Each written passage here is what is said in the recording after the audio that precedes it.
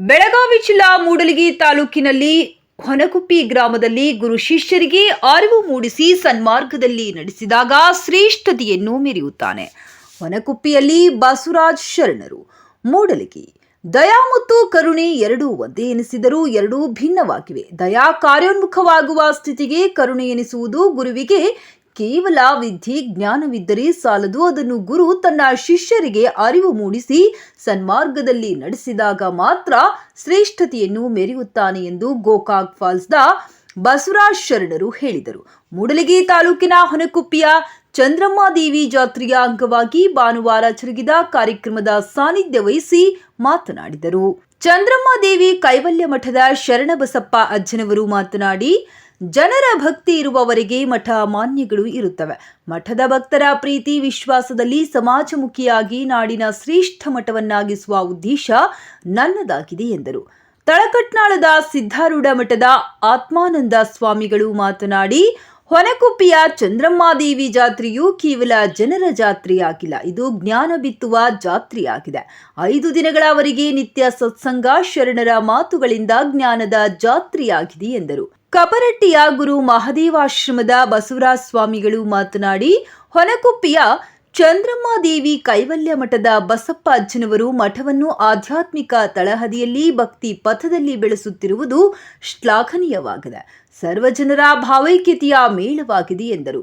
ಗೋಕಾಕ್ದ ಶಮಾನಂದ ಆಶ್ರಮದ ಶಂಕರಾನಂದ ಸ್ವಾಮೀಜಿ, ಜೋಕಾನಟ್ಟಿಯ ಯೋಗಿಸಿದ್ದೇಶ್ವರ ಆಶ್ರಮದ ಬಿಳಿಯಾನಸಿದ್ಧ ಸ್ವಾಮೀಜಿ ಮಾತನಾಡಿದರು. ನಿವೃತ್ತ ಗ್ರಾಮದ ಶಿಕ್ಷಕರಾದ RB. Gangareddy, SM. Nadaf, SB. ಬೆಣಚಿನಮರಡಿ ಅವರನ್ನು ವೇದಿಕೆಯಲ್ಲಿ ಸನ್ಮಾನಿಸಿದರು. ಬೆಳಿಗ್ಗೆ ದೇವಿ ಸನ್ನಿಧಿಗೆ ವಿಶೇಷ ಪೂಜೆ ಜರುಗಿತು.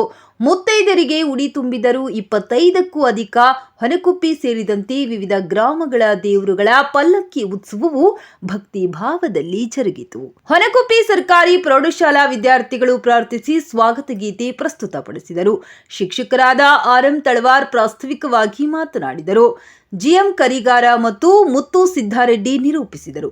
ವಿಠಲ್ ಅಮನಿ ವಂದಿಸಿದರು. ವೀರಭದ್ರ ಕೋರೆ, ಕೆಟಿವಿ ನ್ಯೂಸ್, ಬೆಳಗಾವಿ.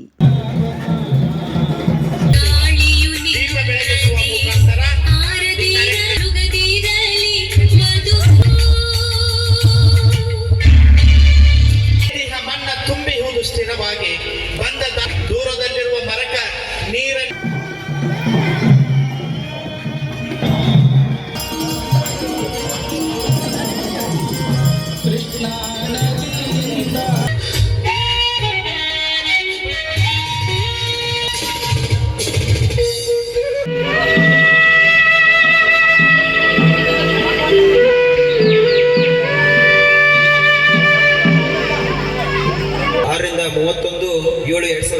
ರವರೆಗೆ ಕನ್ನಡ ಭಾಷಾ ಶಿಕ್ಷಕರಾಗಿ 17 ವರ್ಷ ಸೇವೆಯನ್ನು ಸಲ್ಲಿಸಿರತಕ್ಕಂಥ ಮಹಿಳೆಯರಿಗೆ ಹಾಗೂ ಒಟ್ಟು 32 ವರ್ಷ 10 ತಿಂಗಳು ಸುದೀರ್ಘ ಸೇವೆಯನ್ನು ಸಲ್ಲಿಸಿ ಶಿಕ್ಷಣ ಕ್ಷೇತ್ರವನ್ನು ತಮ್ಮ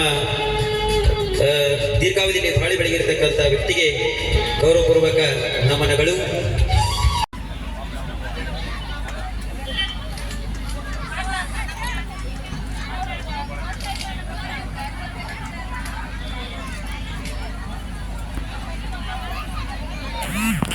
ಒಂದು ಸಾಲಿನಲ್ಲಿ ನಮ್ಮದಾದಂತಹ ನಮ್ಮ ಹೊನಕುಪ್ಪಿಯಿಂದ ಈ ಹೊನಕುಪ್ಪಿ ಗ್ರಾಮದಲ್ಲಿ ಜನ್ಮವನ್ನು ಹೇ ಪರಮಾತ್ಮ, ನಿನಗ ಹುಟ್ಟು ಸಾವುಗಳಿಲ್ಲ.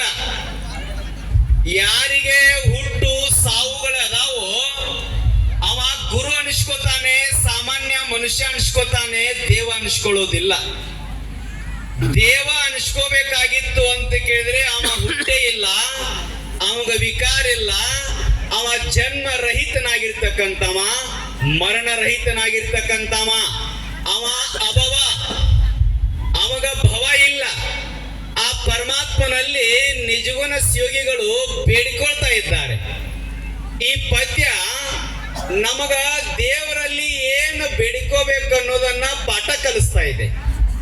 ನಾವು ಬೇಡಿಕೋತೇವೆ, ನಮ್ ಹೆಣ್ಲಿಲ್ಲ ಅಂದ್ರ, ಹೌದಲ್ರಿ? ನಮ್ಮ ಓಣ್ಯಾಗಿನ ನಾಯಿ ಮಂದಿನ ಬಹಳ ಕಡಿಯಾಕತ್ತಿತ್ತಂದ್ರ,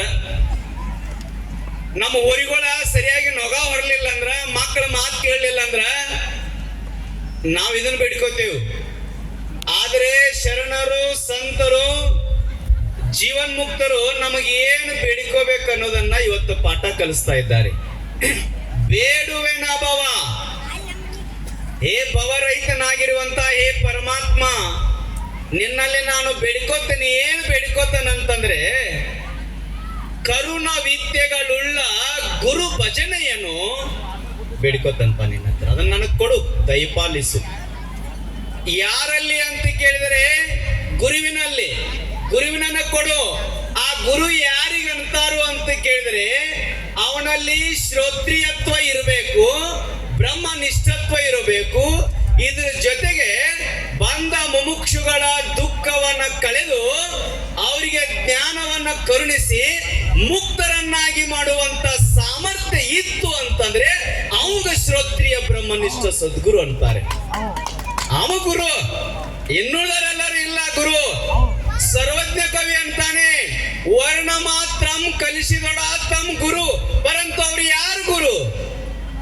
ಅಕ್ಷರ ಕಲಿಸೋರು ಗುರು ಅಂತಾರೆ. ಪರಂತು ಅವರು ಭುಕ್ತಯೇ ನತು ಮುಕ್ತಯೇ, ಭುಕ್ತಿ ಸುಖವನ್ನ ಅನುಭವಿಸುವಂತ ವಿದ್ಯೆ ಕೊಡ್ತಾರೆ. ಆದರೆ ಮುಕ್ತಿ ಸುಖವನ್ನ ಉಣ್ಣುವಂತ ವಿದ್ಯೆ ಕೊಡೋರು ಯಾರು ಅಂತ ಕೇಳಿದ್ರೆ ಒಬ್ಬ ಶ್ರೋತ್ರಿಯ ಬ್ರಹ್ಮನಿಷ್ಠ ಸದ್ಗುರು. ಒಬ್ಬ ಸದ್ಗುರು, ಗುರುವಿಗೂ ಸದ್ಗುರುವಿಗೂ there is a lot of difference. ಬಹಳ ಅಂತರ ಇದೆ. ಎಷ್ಟು